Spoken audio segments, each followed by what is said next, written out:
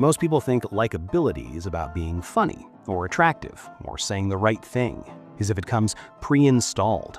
It's not. Your brain decides whether it likes someone even before you finish saying hello. And once that decision is made, everything you do after either confirms it or make it worse. Here's how to scientifically hijack that process and make liking you feel natural. Lesson 1. The thin slice effect. Your brain is lazy, not stupid, just efficient. Psychologist Nalini Ambady showed that when you see someone for less than 10 seconds, your brain already decides, yeah, I trust this guy, or absolutely not. This is called thin slicing, and it instantly triggers the halo effect, the bias where your brain notices one good thing about someone and assumes everything else must be good too. It's why attractive people are assumed to be smarter, why a clean outfit feels more competent, and why some people lose the room before they ever open their mouth. So if you control the first 10 seconds, you control the story. Next time you walk into a room or talk to that girl, chin up, shoulders back, make eye contact, put a real smile on your face, and wear clothes that actually fit. Yes, this still needs to be said. This isn't some motivational bluff. It's backed by data. In a 1997 study by Morian and Blum, 117 college students rated 76 photos of the opposite sex on attractiveness and emotional response. The study concluded the most attractive traits weren't genetic. They were good posture, noticeable grooming, well-fitting clothes, and a positive attitude.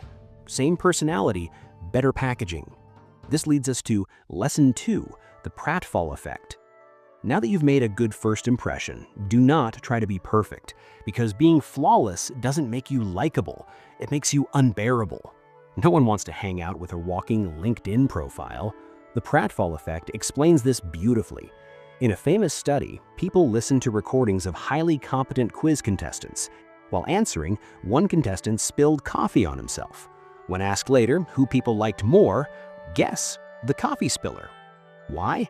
Because competence plus a small flaw feels human. Competence without flaws feels fake. But the flaw matters. It has to be small, endearing, relatable, not a personality defect. So after you've earned some social credit, you told a good story, made them laugh, proved you're not an idiot, which is still an underrated achievement, you let one tiny crack show. You mispronounce a word, you admit you're bad with directions, you laugh at yourself for half a second. And that's it. Not being late, not unreliable, not emotionally unavailable. Those aren't quirks, those are red flags. This isn't about lowering your value, it's about being approachable. Lesson 3, the Ben Franklin Effect. Benjamin Franklin was one of the most liked men in history, and his secret for winning people over? He asked them for favors, even his enemies. This sounds backwards until you understand cognitive dissonance. Your brain hates inconsistency. So when someone does you a favor, their brain quietly asks, why did I help this person? And then answers, I wouldn't help someone I dislike, so I must like them. This isn't manipulation, it's psychology doing what psychology always does. Studies show that people who perform small favors end up liking the recipient more, not less. So give people opportunities to be kind to you. Ask their opinion. Hey, can I get your take on something real quick?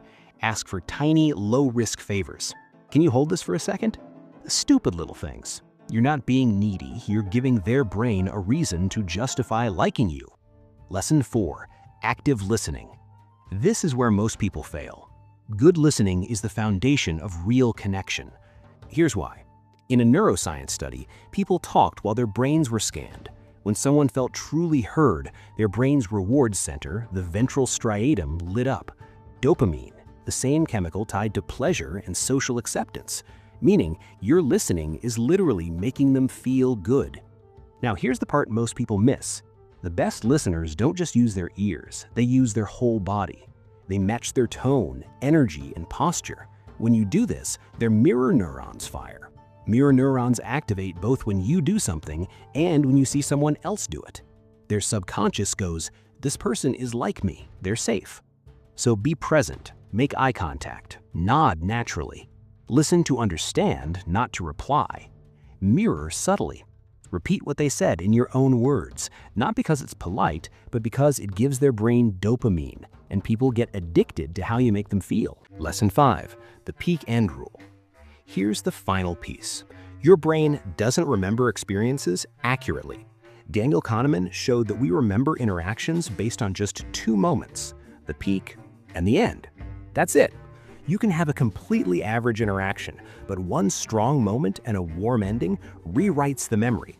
So plan the peak, a shared laugh, a genuine compliment, a moment of honesty. Then engineer the ending. This was really fun. Let's continue it later. I really enjoyed this. Let's pick it up another time. And don't drag the interaction until it dies. Nothing kills chemistry faster than overstaying. End early. End warmly. Confidence is knowing when to leave. Now listen carefully. None of this works if you're using it to fake interest. People can't explain it, but they can feel it. All this science does is open the door. What keeps it open is genuine curiosity.